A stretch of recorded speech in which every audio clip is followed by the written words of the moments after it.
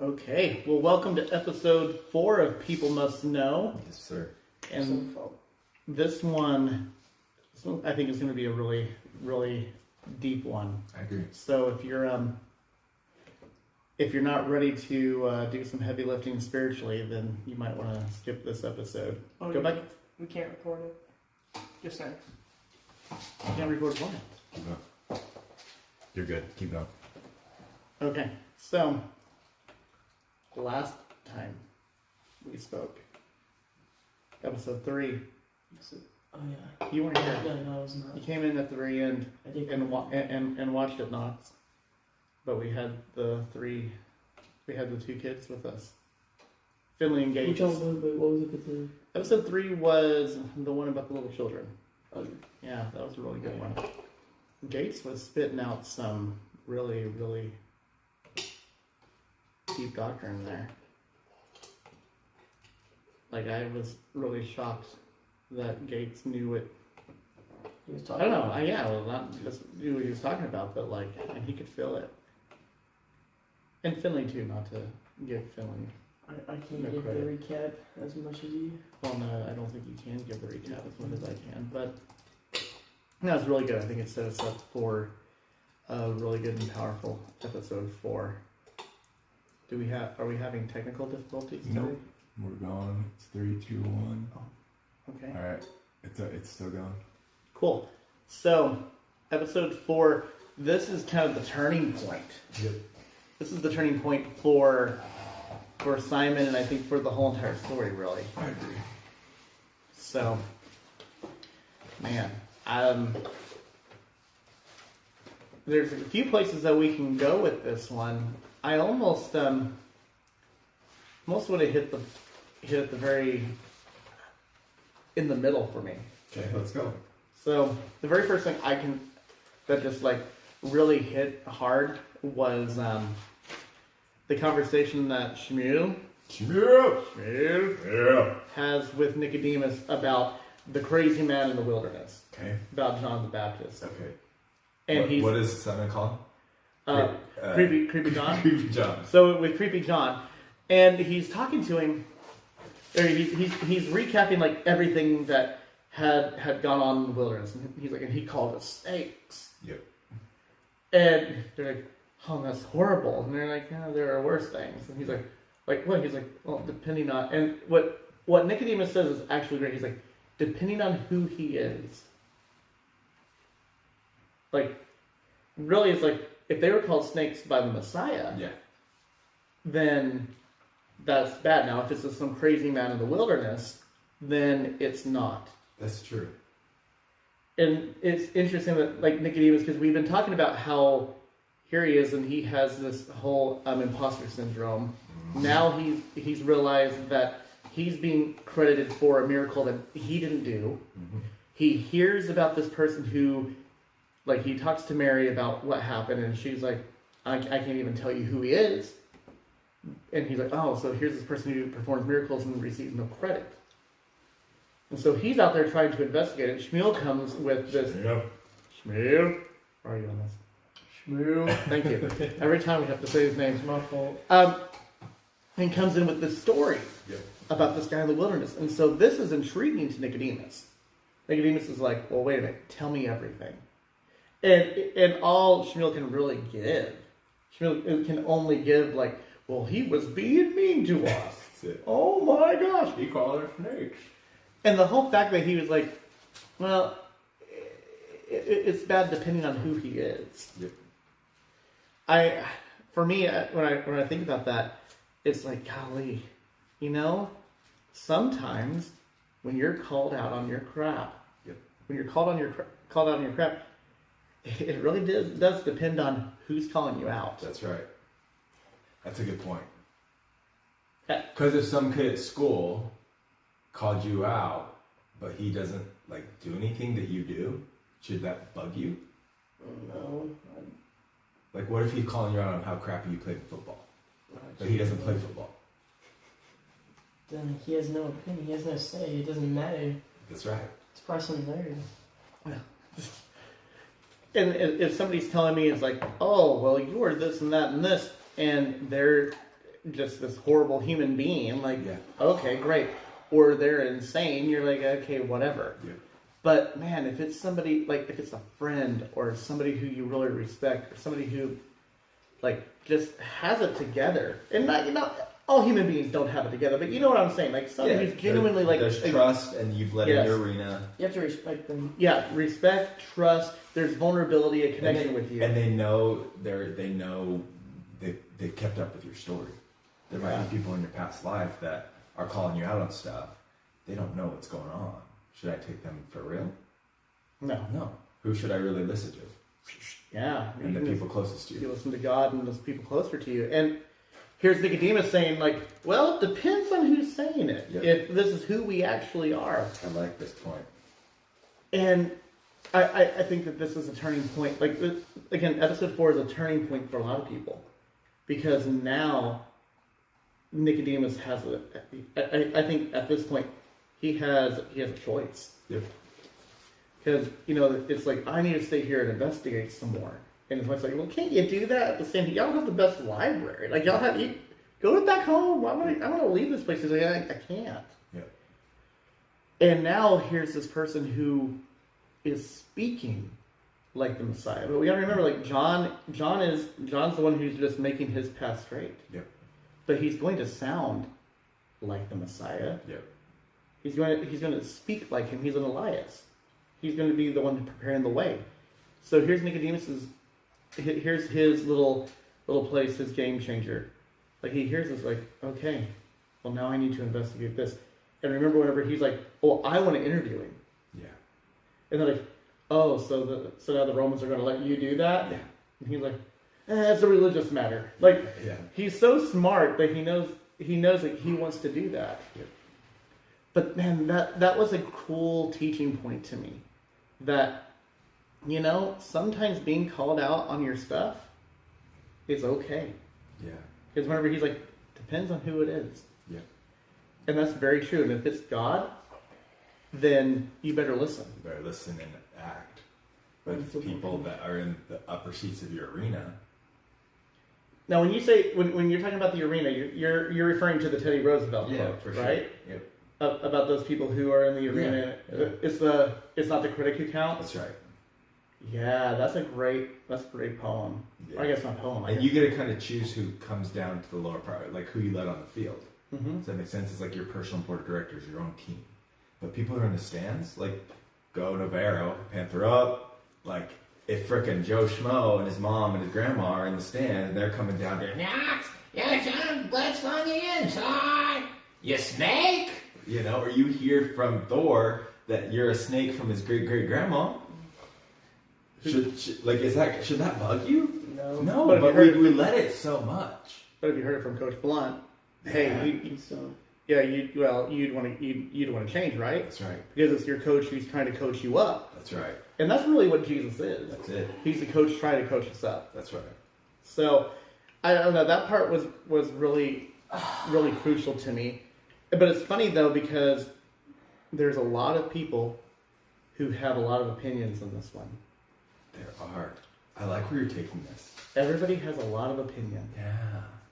Because you have Simon who has an opinion about Peter. Peter who has an opinion on, Simon who has an opinion on Andrew. Yep. Andrew has an opinion on Simon. Yep. You have Eden's brothers who have an opinion on Simon and You got Eden's James marriage. and John's dad. Oh yeah. Who have opinions on Simon. Mm-hmm. Absolutely. So you have the sons of Thunder's father. You have Zebedee, who's like, well, let me tell you, you whippersnappers. Yeah. This is how you do it. And he's a cool dude. He's cool. Then you have the whole thing between Quintus and Matthew. That's right. So then there's opinions there. Yep. Just everybody has an opinion. And this whole thing is, where are you going to go? Where are you going to move?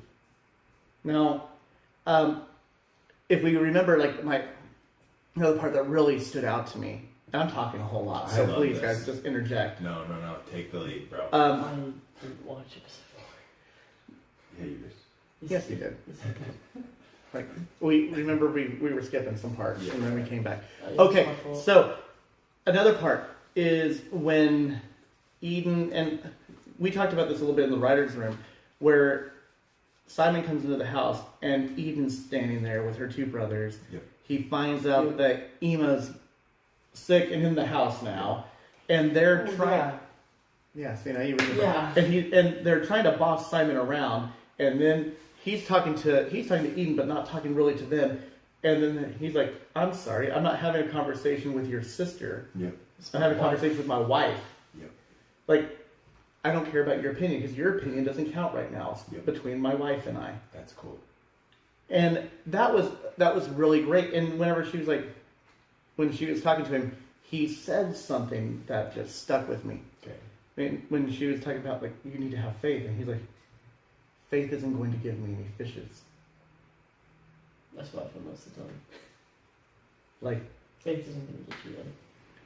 Do you feel that? Yeah, no, it's brute strength, or it's hard work, or it's whatever, it's X. Yeah. well, and why, Knox? And speak a little bit, because you're giving us the teenager mumble. Okay. So, Why? you say, you feel the same way that Simon does, where here Simon has this problem, like, he's going to go to jail. He thinks 3 days. Yep. And really, It's like told what? Yeah, Matthew's about to deliver that. He's got one night. he has one night. Yeah. Matthew's about to hit this blow, but right now he thinks he has 3 days. It isn't that kind of how it goes. That's how it goes. So that's why we shouldn't procrastinate the day of our We repentance. shouldn't do that. Because we always think we have more time than we do. Yep. And so here he is, and Eden, who's so faithful. Like, I love Eden. She's great. I want to marry an Eden. I love their relationship. Lauren Douglas and Eden. She isn't Eden. Don't stop, bro. Stop. No, I'm with you. Don't. I'm with you. She is. And when John Krasinski and Emily Blunt, if that ever happens, If that ever happens. if a mutual separation happens, Emily, I love you. Okay. He's your guy. But back to Knox. You just said it. You feel the same way. You're like, faith isn't going to give me fishes. So what does? And you're Bruce Crane. What does? You said Bruce. Do you Crane? really believe this, or are you just acting really well? No, I believe this. Okay. Because I love God, but He can give me the strength to do things, but He's not physically here. Does it make sense? Like, you can correct me if I'm wrong. But Well, you're wrong. But keep wrong. going. I'm wrong. Yeah. But I'll correct it you. feels like He's not physically here to help us, which is what every teenager feels like. I'll say most or every teenager feels like He's not here to help you. So in your opinion, you feel like most teenagers feel the same way that you do, that because the physical presence of God isn't here, that you have to rely on it on your own. Yeah. I can remember that as a teenager. Oh yeah. Well, everything's about you. Yeah. No, it's true. It's No, I was a teenager. I'm not throwing you under the bus. There's not one person listening right now who's like, well, that's not true. Golly. Yeah, there ain't no zombies that way. No. No, but that's it. Really, your life revolves around you, and it's hard to get out of your own world to believe that somebody else would want to help you. Yeah. So what do you do? Whenever you have an opportunity to work by faith. Well, that's what What did Peter Yeah. do? Well, he was out there getting his nets ready, and remember what happens though, Knox. Andrew runs up and he's like, he's here. Yeah. It finally happened, and he's all exasperated. That's my favorite He's part. like, what you and I have been praying for our whole lives. And Simon's like, what? And he's like, Yep. it's the Messiah. He's like, okay, great. Cool, pal. Cool. Sounds crazy. You're crazy. Yep. And he's just going along, and Andrew's like, what? You should be excited. Why are you? And then again, there's a choice. Well, yeah. Well, and also when you're so far in the red, like it's hard to want happy people. Does that make sense? Mm-hmm. And good news. Yes. I heard once about when you try to help people and you want to give them music, for example, you don't, or a talk, if they're in anger, to give them something about flowers and rainbows and Jesus and stuff, a lot of times isn't going to be what's going to help them. No. So to start off with getting to where their level, so maybe send them a song that's a little more mad, and then within 10 songs, bringing them up to where they need to get to. Does that make sense? Yeah. You have to take them on that journey to get them out, because it's like fish. You just can't go. It takes. So you can't just wait. Are you telling me you can't just cast in your net and immediately get a bunch of fish? That's what I'm saying. Or if a fish get a big old fish gets on the hook, you can't just yank it. Wow. You have to work, right? Get it closer and closer and closer. And you're right, because I'm just thinking in my life, especially like some of the deepest, darkest, saddest moments of my life, when people are like, well, focus on the Savior, or focus on positivity, or you need to be happy, or quit mulling over it. Great. I want to be like Simon. That's cute. That's right. Well, that's what let me go fish. Even though it was true. Yeah, because it is, and I think that he would have felt it if he was in a place where these basic needs weren't met. Yep. And I think that's why like mental health is so important whenever it comes to your relationship with Jesus, because if your mental health isn't right, it's going to be hard to connect to him. Absolutely. And Simon right now, again, there are too many critics, because Andrew's frustrated, Eden's frustrated, and Simon, he's frustrated too, but he's like, I'm trying to do this for you. Look how fast Andrew came out of it. As soon as he saw the Savior or heard about the Savior through John, then that was immediately, it was the Savior that changed his whole mood. And he didn't meet him, though. No, that's true. He met him. He didn't hear about it. He met him. Okay, that's cool. He met him. Yep. And it's like, I saw him. Yep. I spoke to him. Yep. And did it really matter? And then to compound it, like they're having this conversation. Andrew may or may not have been able to bring him up, but who was over there sulking around Matthew the whole time? And that can't help. No. When somebody who is your enemy is watching you and criticizing. Yeah. Because him showing up and telling Simon's like, hey, guess what? Quintus isn't giving you 3 days. And it's not physically possible to get them in. Yeah, and just rehashing the story that you believe. Yeah. Telling you how much you suck. Yep. Which is what we feel a lot of times. There's a lot of Matthews in our lives. But should that affect our faith? It does. Really is two choices. It does. It does a lot. It can. Doesn't have to. But it does. So, Knox, how about in your life? So you're Simon right now, and you're like, oh, my brute strength, I gotta go fishing. Okay, you're just like, it's I'll not go even this off. Sometimes life is just not every choice I'm thinking about Christ. But he it's says, not look at me in every thought, and I'm not fear not. Yeah, whenever Christ is telling you, look at me in everything that you're going to do, and don't doubt it and don't fear it. I have this. But that's just not everyone does that. You can't. Everyone does. I want to say everyone. Never mind. Okay, so Knox does this. Knox does. And I'm sure there's people there are people. Busy. Yeah. And I don't think about Christ in my next trip to Target or taking the doors off my Jeep. It's not like he's. It's not like he's the one. Am I making any sense? You're making total sense. Doesn't mean you're right. It doesn't mean I'm right, but it's not like I'm like, God, should I go to Target? God, should I take It's not like I have to it's not like I'm communicating everything that I'm doing with him. Okay, do you think that you should? Okay, well, think about this. I think this is why we're commanded to pray always. Always. Yeah. And have a prayer in our heart, because God's not going to command us in everything. No, he wants us to be doing good a lot of times on Yeah. our own free will and choice. But I feel like for me, whenever I frame my life, my day with him, and I'm like, okay, God, this is what I'm doing today. Yep. This is how it's going to go. Yep. This is how I think it's going to go. This is where I need your help. Yep. This is where I need you to come in. This is where I want to do some good. Help me in these places. And then living my life looking for it. Mm-hmm. Looking for his hand. Yep. Searching him out, and then at the end of the day going and saying, okay, God, it didn't work out quite the way I wanted it to with you. Here are the places where I struggled. Here are the places where I saw you. Yep. I think when we work that, or at least for me, whenever I work that muscle, my relationship with him is better. Yeah, so you served a mission, a service mission in Arkansas. Yeah. And you were supposed to plan, right? Yep. And you made a plan, and how often did the plan you made go according to what actually happened? I don't remember one time. I don't think there's one time. But he wants us to plan. Yes. Right? Yes. And every time you make an appointment or have something to do, he wants us to pray, right? We'd always pray before, and so often he would take you down a different path. But I've learned he wants you to plan. He wants you to plan with him, and be open to it going the way that he needs it to go. Yeah. And not brooding your strength, like his way. Well, Knox, how many times do you, when you pray, do you try and plan out your day with him? It's a good question. 1 out of 10 times. Okay, 1 out of 10 times. And oh wait, I forgot. We made a commitment. We did when we watched this. We made a commitment that we were going to have very intentional prayers. Yeah.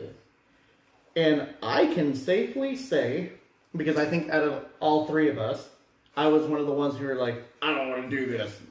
Because God and I are having a bit of a quarrel right now. And it's okay. I can safely say that I have been very intentional in my prayers. Yeah.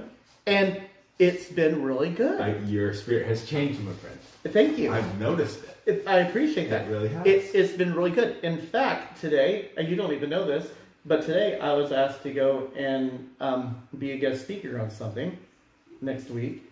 So that's going to be cool. Really? Yeah, which is really awesome.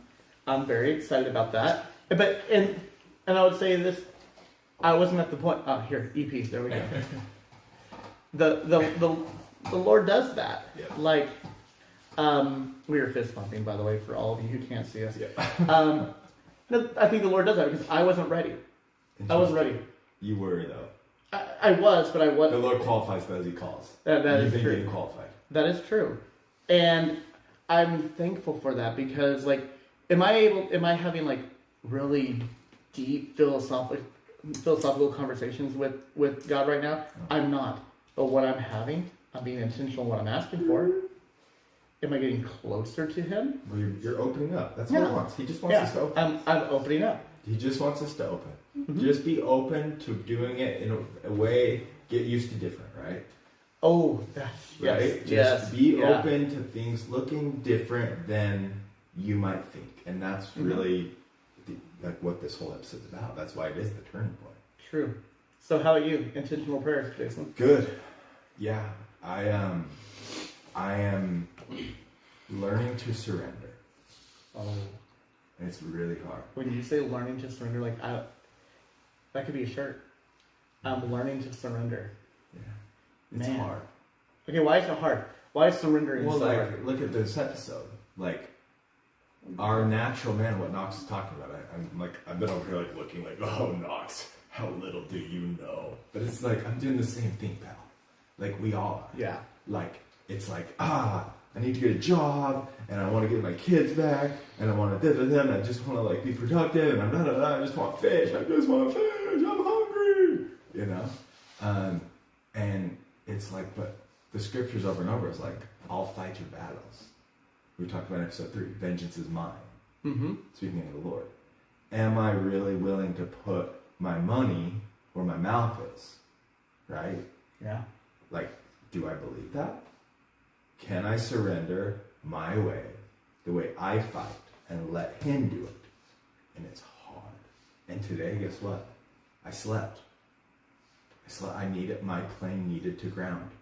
I've been going hard. I cleaned. I did like more laundry than I've done in my entire life. I think I did in one weekend. That which I appreciate. Yeah, no, it was great. It's true. It was like there's so much laundry and it never stopped. But like I took it, just serve, and I was like, hey, just make it till Monday, make it end. And today I was like, just rest. Let yourself rest. And like, but praying to surrender, learning to surrender has been hard. And today there's multiple times people would come in, I'd feel guilty. And I was like, don't feel guilty. They don't know your situation. Let yourself rest. Those opinions, even your kid, like I just felt like I needed to do something. It was like, you are good. Like, the Lord can get you a job. Yeah. You just he's waiting for you to truly believe that. Make sense? Mm-hmm. Well, it's when I think whenever it's hard. Gates, I think, said it last time we were here, and let's reiterate it. But at that point where it's justice, good or bad justice, God waits for the optimal time That's true. for justice.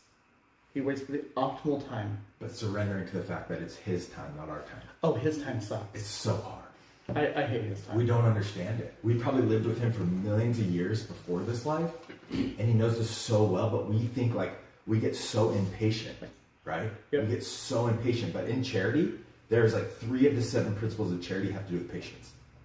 You know that? No. Endureth long or well is, like Not easily provoked. not easily provoked. Suffereth long. Suffereth long, that's the one. Yeah, suffereth long. But it's also so much about patience and trusting his timing and his will. And learning to surrender, that's what my prayers have been like more about, and not so much asking, but just being grateful for what I do have. That's awesome. Yeah, it's been not easy, but today I rested and I felt good. Well, Knox, how about you with your intentional prayers? I for sure know that the day after I did not intentionally pray because I remember telling Jason about it. Mm-hmm. I think early in the morning. Was it early in the morning or was it late at night? I think it was late at night. When I came in, I was like, hey, I forgot to intentionally pray. Yeah, you did tell me that. I did say that. But then after that, I've been... Oh, wait, maybe not after episode 3. Ever since episode 3. End of episode 3. Yes, I have. Okay, so you mean whenever the recording happens, or watching it? Did you? Which one? After the last thing you did with the kids. Yeah. At the table. Okay, Was it- so that night where you had a really incredible spiritual experience. Oh, yeah. Where you and After that. and we're not going to go into it unless we need to go into it. Oh, But it's so good. I would say this: Knox had. You said you were in an argument. How you gave the chronology of what you were doing with God. It was at first you were in a debate, an argument. What was it? It was... I think it actually started with me yelling. Okay. Okay. But yelling turned into an argument, Yep. which turned into a conversation, Okay. which turned into a plead or a beg, which then turned into like asking for forgiveness and blessings. Yeah. Holy crap. So I mean that's the epitome of That's the intentional. struggle. That's the struggle. Well- that's the struggle to surrender, my friend. But isn't that kind? Now let's go back to the episode. Yeah. Well, you really had. Okay, there's something called the long night of the soul. Okay. You should look it up one day. We'll look it It's up. pretty crazy. So everybody, just look up long night of the soul. Okay. This is what Simon had Okay. in the waters on Shabbat. Yeah. Remember, like he's there. It's the day after Shabbat, I guess, right? And so he's on the water. Matthew just told him Yeah. that you only have tonight. Yeah, that's it. And Andrew heard it. Yeah. Andrew knew. So here he is on the water, and he is fishing to no avail. There's nothing. Where to the point where he's yelling at God, Mm-hmm. like Interesting. I think it's mocking. almost mock. And I've been there in some of my prayers too, where he's like, we're the chosen people, but yet you enslave us, Yeah. and then you release us just to have us wander in the wilderness for 40 years. Yeah. Then we have to fight for the land just to be taken by Babylon. Like he's rehashing Jewish history, basically saying, God, you suck. Yeah. And he's mad, and he's doing it out loud. He's having this. He's having a yelling. He did the steps. Yeah, he's yelling. He's having this argument, and then all of a sudden, in the distance, here comes the ship. Yeah. And who is it? His friends. It's Andrew, Zebedee, and James and John. Yeah. And he's like, "What are you doing here?" They're like, "Oh, you need a little help." Yeah. And no one's judging him. No. There's no judgment, even though Zebedee and James and John were very angry at him because he basically told them, I was going to turn you in, but I'm not. Yeah. So help me instead, turn other people in. Yeah, but you can tell Zebedee's been there before, and Yeah. Zebedee's an experienced fisherman, and it's like, he's been here. Yep. Yeah. And they're in the water, and he's just like, okay, well, let's get it done. Like, here's Zebedee who brings like this patriarchal, like fatherly figure here. Like, this is what we're going to do, boys. Yeah. And while they're fishing, Andrew's like, okay, back to what I was talking about with the Messiah. Yeah. And Simon still can't have it. So again, kind of like he's not ready. kind of like Knox with this thing. He went from yelling, then he's over here having this argument. Now it's kind of turning into a conversation. And you can just see, like, nobody in this episode, they're not really talking. No. They're just working. That's right. Trying as hard as they can to serve. What was the thing you said at the beginning? Like his brute strength. Yeah. This is exactly what Simon was doing. Simon was going through brute strength. And I can do this. And his friends were helping because we do that, right? We all do. We try and bail people out of horrible things that they do all the time because we don't want to see anybody fail or hurt. No. And so we try and control the situation. Or at least I know I do. I'm a big one on that. My attachment style is anxious as all get out. Like everybody has to be in homeostasis and happy and everything has to be okay. And if it's not okay, I'm going to make it okay because I can't not be okay. Yep. And God's just like, get used to different. Yeah. Let me be the So guy. we're back to this get used to different. What happened? Okay, so let's recap it. At the end of in the morning, where are we? In the story. Like what happened now? Yeah, no. I'm talking about with let's go with the episode and then we can talk about now. Oh, the episode. So the morning happens and there's Simon and Andrew and Zebedee and James and John. Don't they all go home? Well, no. They said that they're gonna go do something with the boat. Well, yeah, they're exactly. So it's like, okay, well, we couldn't get anything. Yeah, and Simon's like Simon finally surrenders. Yeah. Doesn't he? Yep. He gets to the point where And he's then like, I'm going to I jail still have time to go talk to my wife. before I go to jail. Yeah. Or before I get killed. He's resigned. He's like, okay. And then what happens after the surrender? We'll get there. But like, isn't that interesting? Mm-hmm. It's after the surrender. That's true. And Zebedee, I love how he was just like, well, we're with you still. I love Like, that too. He still is like, everybody was exhausted. Yeah. Their brute strength didn't work. Mm-hmm. Everything they did didn't work. That's right. And I think this That's how I is think actually about for Jason and I. This is for us. Hey, everything they did didn't work. I know. Why do you think I rested today? I surrendered. And It hasn't been working. And there's the resignation, though. Like, I'm watching this and putting myself in Simon's place. Yep. Like, wow. Yep. I don't know if he did surrender because I don't know if I would still give up. I'd be like, I don't know. And they were even like, well, maybe you can run away to Egypt. He's like, I hate Egypt. Yeah. Eden hates Egypt. Or no, Eden hates Egypt.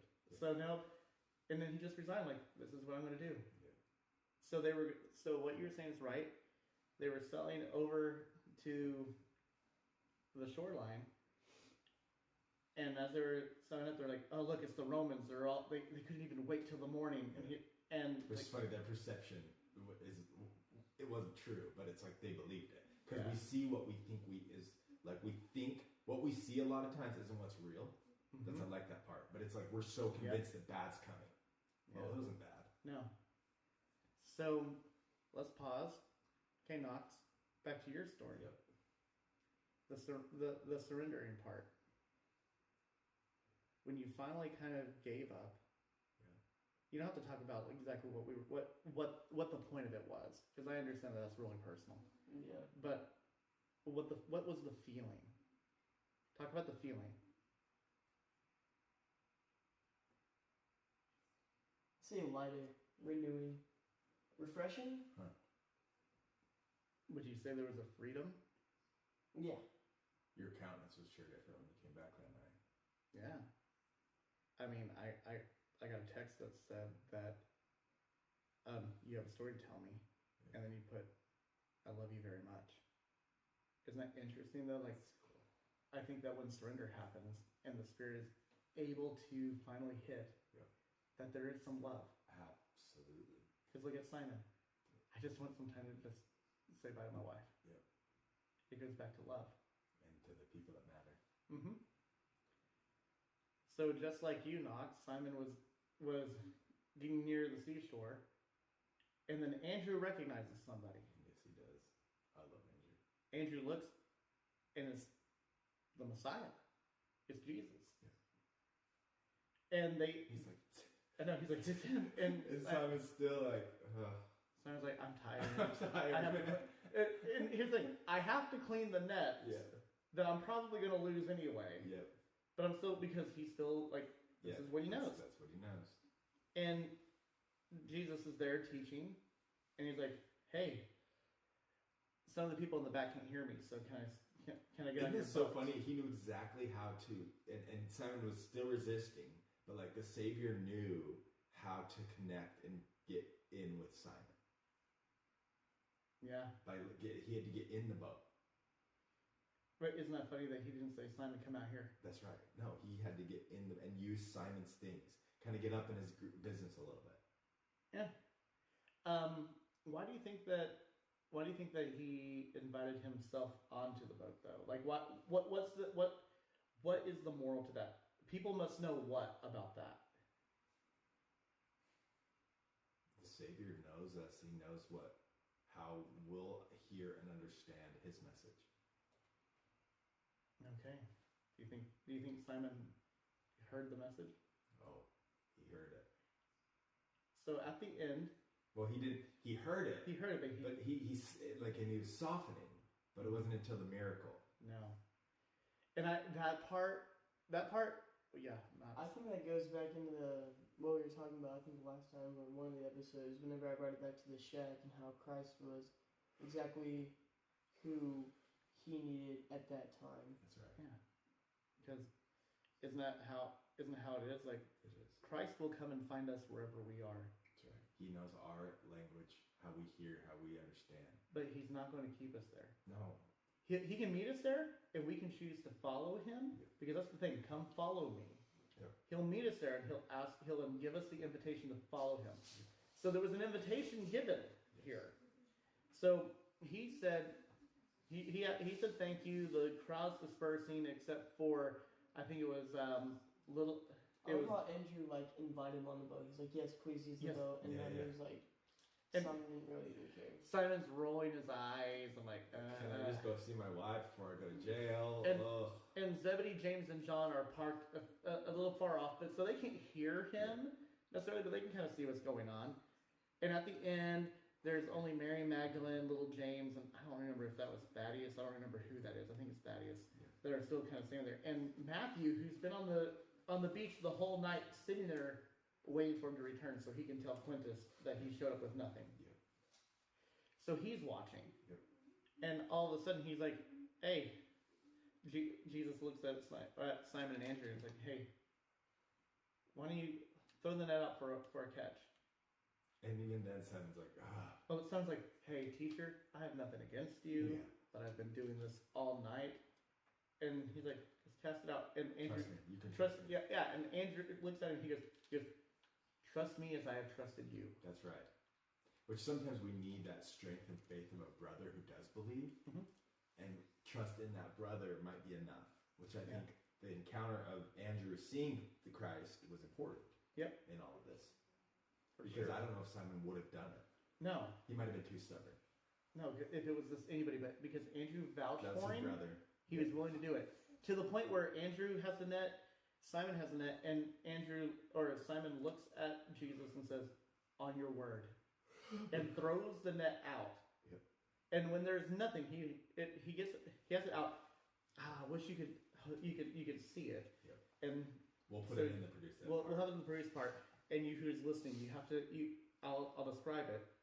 They're standing there. He just throws the net in, and Peter looks at Jesus and gives this scoffing little thing with his eyes and his eyebrows, and Jesus gives it right back to him. And right after that, the ship shakes and tilts to the side where the nets are, and all of a sudden there's fish. To the point where Andrew and Simon are trying to pull it in. Jesus is just smiling. He's not helping him. No. I love it. But it's does he look up at one point? Yeah. The Savior looks up like, thanks, Dad. That was pretty cool. Yeah. And they're trying to pull the fish in so much that Zebedee, James, and John see them struggling that the ship is about to capsize. So they run over there to help bring the fish in. Yeah. That's where the miracle happened. Absolutely. Where the surrender actually took place. That was the full surrender whenever he's like, on your word. Yeah. And just throws it in. And I think for me, there's so many times in my life that even after I surrender, I'm like, okay, now what? and I look at God with that face that Simon did, and all too often though, he gives me the face right back. Yeah, right. A lot of times, just wait. Man, like that part was huge for me. Yeah. And it was huge for Simon. Oh yeah, because what did he do after? Well, he dropped down on his knees and went That's right up to him. I'll do anything. Yeah. You're him. He's like, follow me. Now, whenever that happens in our own lives, whenever the miracle of the fishes happen, and right now, like Jason, you have a place in your life where you're waiting for the miracle of the fishes. Absolutely. I think there's a part in my life, to an extent, where I'm waiting for the miracle of the fishes. Absolutely. Not so I would say in your life, there's a place where you're waiting for the miracle of the fishes. What can we do? Because it's not going to be as, it could be, but most of the time I feel it's not as immediate from casting the net to the fishes coming. So how can we endure from that point until we see the miracle? Like, what can we do? It's just waiting on the Lord. How do you wait on the Lord? You just wait and you trust. And you keep praying and doing and trying to do what he wants you to do, serve others, but just trusting that the miracle will come. Because it's come over and over and over in all these scripture stories. If we really believe on it. Now, will the miracle come in the way that you pictured it? No. Could Peter have imagined? Could anyone on shore? Could Matthew? Matthew didn't understand it still. No, this was mathematically impossible. It was mathematically impossible. And that's what I'm looking at. I'm looking at my bank account. I'm looking at everything, all the things you're having. I'm like, how am I going to get out of this? But I know I will. I absolutely know I will. It's just a matter of time. So the Lord requires time. And patience, and patience, and patience, and faith, and more patience. But as a heavenly Father, yep. why would He allow that? Because as a what parent, what did Gates say? Remember what Gates taught? It's like when we're completely broken that then we listen. Wow. You just taught me something. Yeah. And there are sometimes we have though. to be humble. Ooh. It doesn't come unless our hearts are broken, our spirits are contrite. Now there's times in my life where even when the miracle of the fishes happen, and Knox, maybe you can attest to this, that and you see it take place, you're like, okay, I need to follow him. Mm-hmm. He's calling to me, but there's other obligations. Mm-hmm. Which this sets up something that we're going to learn later on in episode, I think 8. Mm-hmm. Like, there's a dichotomy here. Okay. Because Peter, James, John, and Andrew are all called at this point to come follow him. Yep. Andrew and Peter, Andrew and Simon are like, yeah. Andrew was already hooked. Yeah. Simon, who was probably going to be the hardest, was like, I'll do anything. Yep. And then there's James and John. And I love that whole, their dad's the man. Who says to their dad, but we won't be home for supper with Emma, with our mom. Yeah. He's like, why are you, like, this is the master we've been serving, like, your mom's good, go serve him. Man.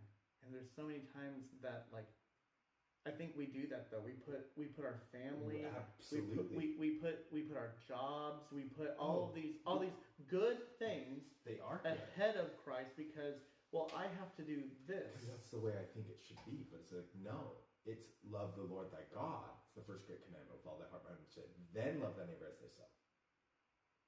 It comes back to that every time, and that's what the James and John's dad understood. Mm-hmm. He's like, yo, I like that guy. Zebedee, well, he's one of the few fathers who are named, like, we don't know anything about him. Yeah. We know Simon's dad was Jonah, and we know that the sons of thunder were the sons of Zebedee. And sometimes I wonder if, like, the sons of thunder, the sons of Zebedee, if those were also, like, interconnected, thunder and Zebedee. Mm-hmm. So, okay, Knox, in as a teenager, there are plenty of times I feel like, I know in my life, like Christ was calling out to me, asking me to follow him. And I'm sure he does that in your life. I mean, heck, he just did that the other night when we did episode 3. So, what are some ways where you might be like James and John and saying that, but we'll miss supper with Ema? I think there's like a lot of ways you can take that, but one is like after having something really spiritual, you just like completely go back to focusing exactly what you were focusing on. Yeah. Like you have a spiritual experience, and then it's like instead of doing or reading the scriptures or praying, you're watching a movie just like you used to.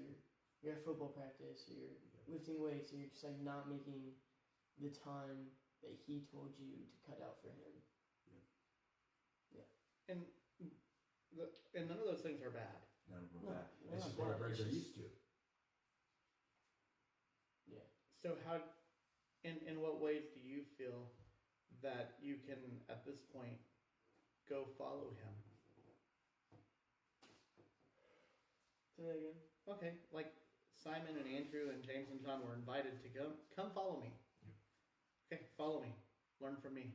Yeah. Drop everything. Yeah. No longer be fishermen. Don't do your job, drop everything. Yep, be a fisher of men. What if he goes, just drop football, drop everything? What would you do? I feel like we say that and it's like easier said than done. Mm-hmm. Like, I think it'd be easier for me because, I don't have a family, kids, good job. Like, I don't have all of that.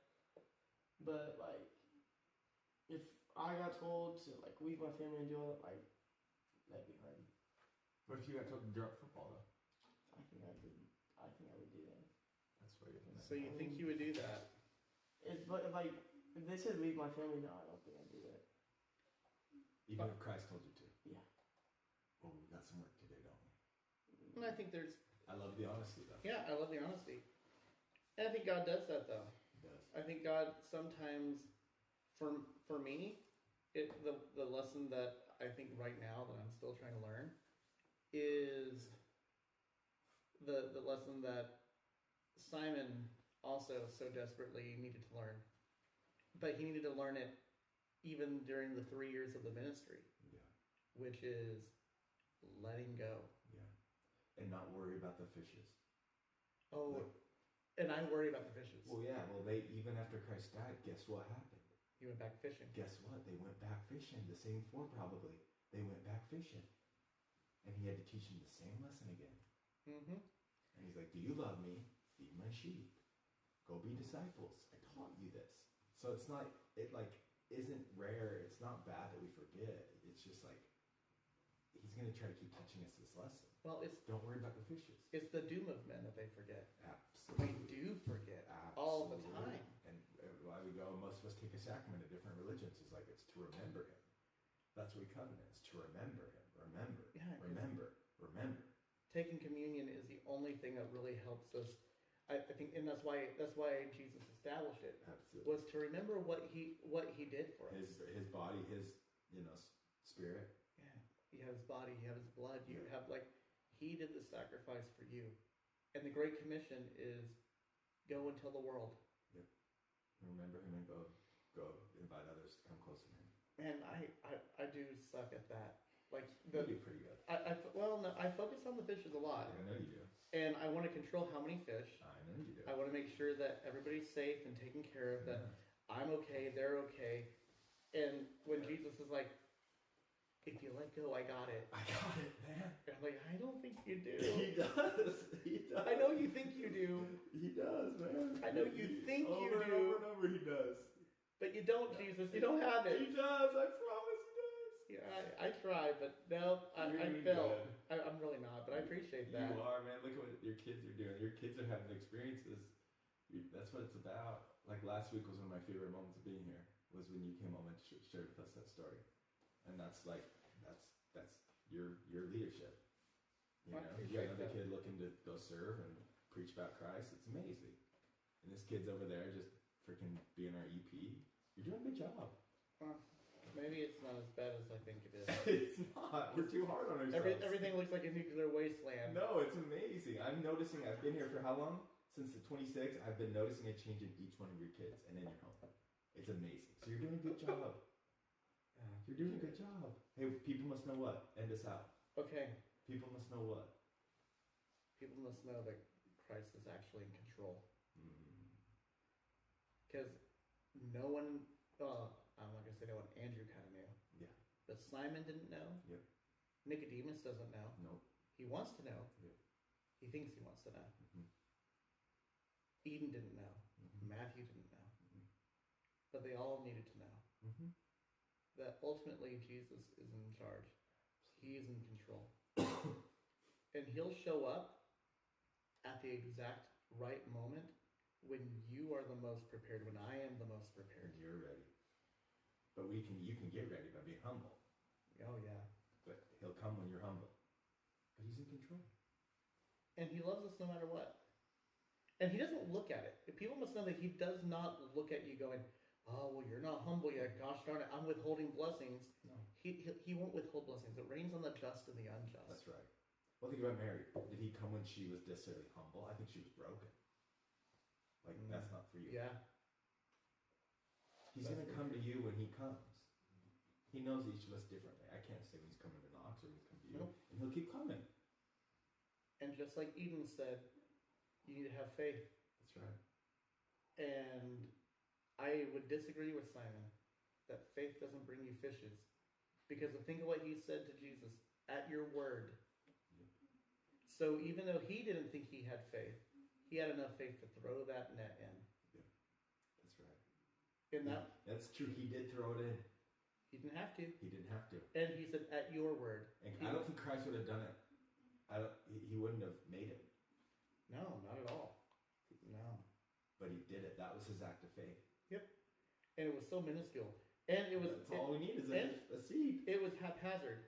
He didn't expect anything to happen. No. But he did it anyway. He did it anyway. So I say people must know that you have to act in faith. Yeah. Even if you're pretty sure it's not going to work. Yep. And if it doesn't, keep going. Yep. And I'm talking to myself, really. So I know that we have 1,000 people watching right now. 1,000 left, yeah. But at this moment... Is Lauren on there? 3,000. Nice. Oh. Hey, Lauren, thanks for... Actually, we appreciate the phone call from last week after episode 3. I can't wait for I can't wait for Jason and her date. Like, it's going to be an amazing date. Can we double date? Absolutely. Okay, we just got to find somebody. Not Emily, she's married. She's married. No. No. I'm sure there's somebody. Yeah, and Alexandra Jar is gonna date me, so we're all here wishing. Oh, she's watching? No, we can invite her. no, but honestly though, Jason loves Lauren. I just love how it seems like she loves Jesus. So, people must know that. So, here's the challenge this week. Pray with intention. Mm-hmm. And pray to surrender. Mm-hmm.